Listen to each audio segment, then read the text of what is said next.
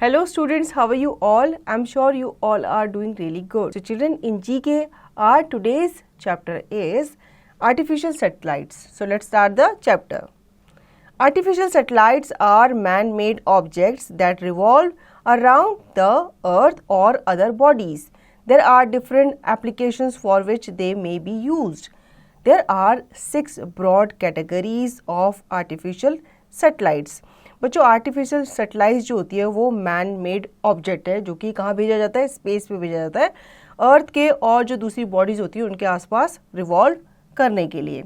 ये जो सैटेलाइट्स होती हैं इनकी डिफरेंट एप्लीकेशंस इनके थ्रू यूज़ की जाती है और यहाँ पे बताया गया है कि 6 ब्रॉड कैटेगरीज हैं किसकी, आर्टिफिशियल सैटेलाइट्स की, जिसके बारे में हम अभी बात करेंगे। फर्स्ट है scientific research satellite, they gather data for scientific analysis. Second, meteorological satellites, they are use to monitor and forecast the weather and climate of the earth. Third, communications satellites, they are used as relay stations. They provide a global link up of telephone and television. Fourth, navigational satellites, they are used by ships, aircraft and land vehicles to locate their positions.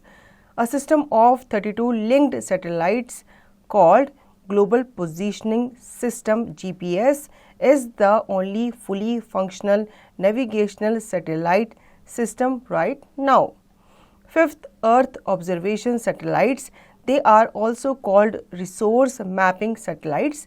They send pictures which are analyzed by scientists to locate minerals, freshwater, spread of disease in plants or crops, etc. They are remote sensing satellites. 6. Military satellites. They are primarily used for military surveillance by defense departments. Spy satellites can detect missile launches. तो बच्चों अब इनके बारे में brief में समझ लेते हैं। सबसे पहला है हमारा साइंटिफिक रिसर्च सैटेलाइट जो कि गैदर करता है आपका डाटा किस चीज़ के लिए, साइंटिफिक एनालिसिस के लिए, ठीक है। नेक्स्ट है हमारा मीटेरोलॉजिकल सैटेलाइट, ये क्या करते हैं, ये आपका मॉनिटर करते हैं और फोरकास्ट करते हैं weather and climate of the earth. Third है कम्युनिकेशन सैटेलाइट, ये यूज़ किए जाते हैं एज ए रिले स्टेशन, ठीक है। ये प्रोवाइड करते हैं आपको ग्लोबल लिंकअप किस पे, टेलीफोन एंड टेलीविज़न पे। फोर्थ है नेविगेशनल सैटेलाइट, ठीक है। ये यूज़ किया जाता था पहले किसके द्वारा, शिप, एयरक्राफ्ट, लैंड व्हीकल्स के द्वारा, ताकि उनकी पोजीशन को क्या किया जाए, लोकेट किया जाए, ठीक है।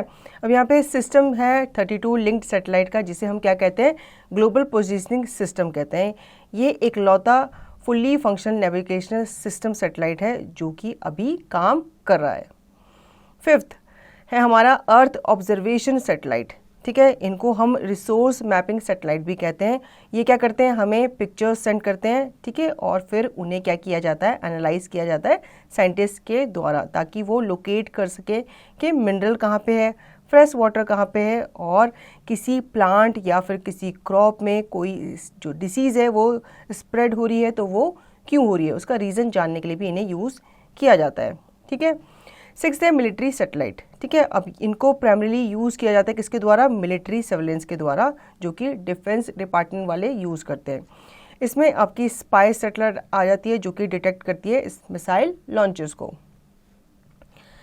नाउ उसका सेकेंड पार्ट देख लेते हैं। In the following list you have to write the purpose, type of satellite and the place from where it was sent into orbit. अब यहाँ पे आपको फॉलोइंग लिस्ट दी गई है, ठीक है। इनको किस पर्पस के लिए स्पेस में भेजा गया था और कहाँ से भेजा गया था, ये हमें यहाँ पे लिखना है 2 कॉलम्स में। सबसे पहला है इनसैट 1A, ये भेजा गया था अमेरिका से, और किस पर्पस के लिए, ये भेजा गया था कम्युनिकेशन के लिए, ठीक है। तो आप ए में लिखेंगे अमेरिका, बी में लिखेंगे कम्युनिकेशन। नाउ नेक्स्ट है हमारा IRSID, ये भेजा गया था श्रीहरिकोटा जो कि इंडिया में है, और ये भेजा गया था मैपिंग के लिए, ठीक है। थर्ड है हमारा इनसैट 2E, ये भेजा गया था कोरोन से और इसका पर्पस था मल्टीपर्पस, मतलब ये काफ़ी पर्पस के लिए भेजा गया था स्पेस में। फोर्थ है इनसैट 4A, इसे भी कोरोन से भेजा गया था, ठीक है, और इसे रिमोट सेंसिंग के लिए भेजा गया था। तो बच्चों फिफ्थ है हमारा मैट सेट, इसे भी श्रीहरिकोटा से भेजा गया था, किस चीज के लिए? मीटेरोलॉजी के लिए। 6 एजुसैट, ठीक है, इसे भेजा गया था श्रीहरिकोटा से ही, किस चीज के लिए? एजुकेशन पर्पस के लिए। नाउ 7 कार्टोसैट, कार्टोसैट भेजा गया था श्रीहरिकोटा से ही और इसे रिमोट सेंसिंग के लिए भेजा गया था। 8 है PSLV-C7, इसे भेजा गया था श्रीहरिकोटा से ही और इसे किस चीज़ के लिए भेजा गया था? साइंटिफिक रिसर्च के लिए। 9th है हमारा इनसैट 4E, इसे कोरोन से भेजा गया था और इसे कम्युनिकेशन पर्पस के लिए वहाँ भेजा गया था। तो बच्चों आई होप आपको ये चैप्टर अच्छे से समझ में आ गया होगा और इस चैप्टर से आपको काफ़ी नॉलेज भी मिली होगी। अब इसका रिवीजन और इसकी प्रैक्टिस आप खुद से करेंगे।